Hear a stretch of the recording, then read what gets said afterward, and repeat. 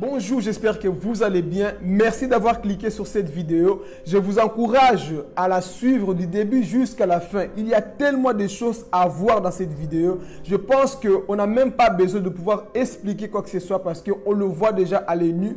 Mais j'ai pris mon temps de pouvoir discerner et mettre mes commentaires. Et si vous-même vous voyez aussi des choses étranges dans cette vidéo, mettez-les en commentaire. Et ensuite, ce que je ferai, je mettrai la vidéo intégrale en commentaire. Comme ça, vous-même, vous pouvez aussi la suivre.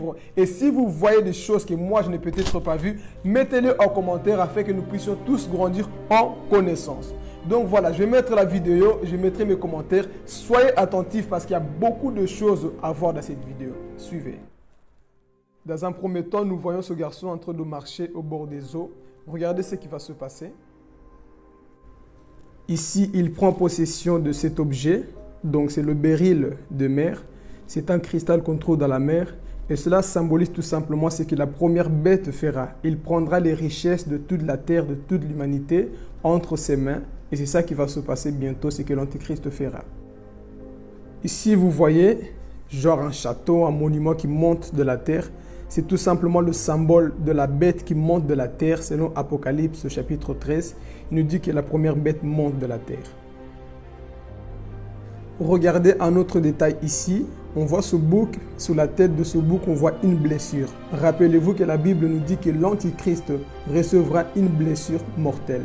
Et c'est ça qui se passe ici. Ici, vous voyez, il marche au bord de l'eau. Rappelez-vous qu'est-ce que symbolise l'eau dans la Bible? C'est les nations. Et vous allez voir ici, il montre que lui, il tient la nation entre ses mains, la population entre ses mains. Et ensuite, vous voyez encore ici, une bête qui monte des eaux ici. Regardez encore un autre détail très intéressant. On voit la bête qui monte des eaux. Mais il y a encore un autre détail. Regardez. Toujours le ballon à côté qui symbolise le monde à ses côtés. Et ici, vous allez voir qu'il marche sur les eaux. Et rappelez-vous, notre Seigneur a marché sur les eaux. Et l'Antichrist fera la même chose. Il se prendra pour Dieu. Il fera comme Dieu, mais ne sera pas Dieu. Et ici, vous voyez, il était en blanc. Maintenant, il est en rouge. Et cela nous rappelle Apocalypse, les chevaliers d'Apocalypse.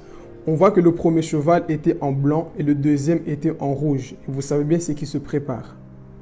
Autre détail, c'est le temple que nous voyons ici. Rappelez-vous ce que la Bible dit, l'Antichrist ira se proclamer Dieu dans le temple. Et si vous voyez ces médaillons, il y en a 6. Représentation encore de quoi? L'Antichrist. Et vous voyez que sa connaissance va augmenter. Et ici, nous voyons encore, donc ici, nous voyons la Babylone, Babylone la grande. C'est là où ils vont construire une ville future. Regardez les chevals ici derrière lui. Vous voyez? Donc, il y a beaucoup de choses qui se cachent, beaucoup de messages subliminaux. Et ce garçon représente tout simplement la bête. Il représente tout simplement l'Antichrist. Et il apparaîtra avec la puissance du diable pour faire des prodiges. Regardez. Et ici, il va commencer à étonner les gens avec ce talent. Et c'est ça qu'Apocalypse chapitre 13 nous dit. Que l'Antichrist apparaîtra pour faire des prodiges, pour étonner le monde. Et rien ne pourra l'arrêter. Donc, il n'y aura pas d'obstacle devant lui. Il va faire des choses qui vont étonner les gens. Vous voyez? Donc ici, le ballon représente tout simplement le monde à ses pieds. Et il pourra faire ce qu'il veut avec le monde. Regardez encore un autre détail ici. Donc ici, nous voyons l'aigle. Ici, vous voyez, Apocalypse nous dira qu'il y aura un aigle qui annoncera les malheurs. Et nous pouvons aussi comprendre une autre chose, que l'Antichrist viendra avec la vitesse d'un aigle parce que tout va se passer vite lorsqu'il va faire son apparition. Voilà, ici, regardez, maintenant, il court vers son but. Regardez ce qui va se passer ici. Donc, il court vers sa destinée, il court vers la chose qu'il a toujours voulu faire sur ce monde-là parce que, rappelez-vous qu'il veut toujours dominer sur la terre. Mais vous voyez qu'il n'y a personne, il n'y a que lui, il veut être vu que lui. Mais regardez, tout s'allume sauf quelque chose, donc sauf quelques parties qui ne s'allument pas. Et ça nous rappelle tout simplement que l'Antichrist n'aura pas la domination sur toute la terre. Il y aura une partie qui ne pourra pas dominer. Mais vous allez voir encore une autre chose ici. Vous voyez son visage, voyez, il est dans la joie, donc c'est ça qu'il voulait, l'acclamation, que les hommes l'acclament, que les hommes l'acceptent. C'était ça son désir. Et vous voyez une autre chose ici. Vous voyez donc le drapeau du Brésil. Et ça peut nous révéler encore une autre chose, que quelque chose va arriver au Brésil, quelque chose peut se passer au Brésil. Raison pour laquelle ils ont mis le drapeau du Brésil. Ou alors on peut comprendre, voilà, l'œil qui voit tout, donc l'œil sur la pyramide, qui est le symbole des francs-maçons, qu'on voit ici sur le terrain, que le monde est contrôlé par eux pour dire que je vous vois. et vous, vous me voyez. Donc, c'est-à-dire qu'eux aussi, ils contrôlent le monde. Et c'est ça que nous voyons ici sur ce stade-là. Il y a beaucoup de choses, franchement, qu'on voit. Et vous allez voir ici, pour terminer, vous voyez, je ne sais pas si vous remarquez déjà quelque chose. Voilà, ici, on voit le 666, donc la marque de la bête.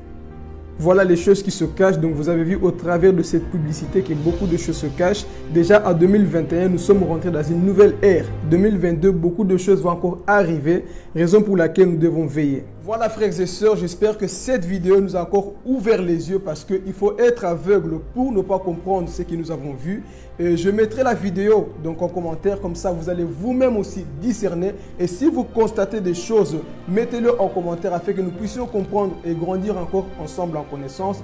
Donc voilà, je voulais vraiment nous encourager à garder la foi parce que nous sommes arrivés dans un moment où les choses vont devenir encore plus compliquées. Rappelez-vous, ils ont parlé de faire la grande recette. Donc c'est-à-dire qu'ils vont tout recommencer. On a déjà vu avec WhatsApp, ils sont en train de nous encercler. Pourquoi? Parce qu'il faut que cet homme soit préparé. Il faut que cet homme soit présenté au monde. Raison pour laquelle vous voyez tout ce qui se passe dans le monde. C'est uniquement pour l'apparition d'un seul homme, l'Antichrist. C'est pour ça qu'ils rendent des choses compliquées, les choses difficiles. Et lorsque les choses seront compliquées, c'est à ce moment-là qu'ils vont dire que nous avons besoin de cet homme-là. Et cet homme est déjà dans les parages, il n'est pas encore révélé. Parce qu'il y a une différence de se manifester et de se révéler. L'Antichrist est déjà manifeste, mais il n'est pas encore révélé. Il sera révélé lorsque l'Église partira. Voilà pourquoi je t'encourage à garder la foi afin que tu sois enlevé, afin que tu ne puisses pas vivre la grande tribulation. Parce que beaucoup de choses vont commencer à dater d'aujourd'hui. 2021 a ouvert des portes à beaucoup de choses. Voilà pourquoi je t'encourage à garder la foi. Sors de la distraction. Sors de ces choses qui t'endorment. Pourquoi? Parce que nous voyons tout est clair. On voit déjà des choses qui sont en train d'arriver.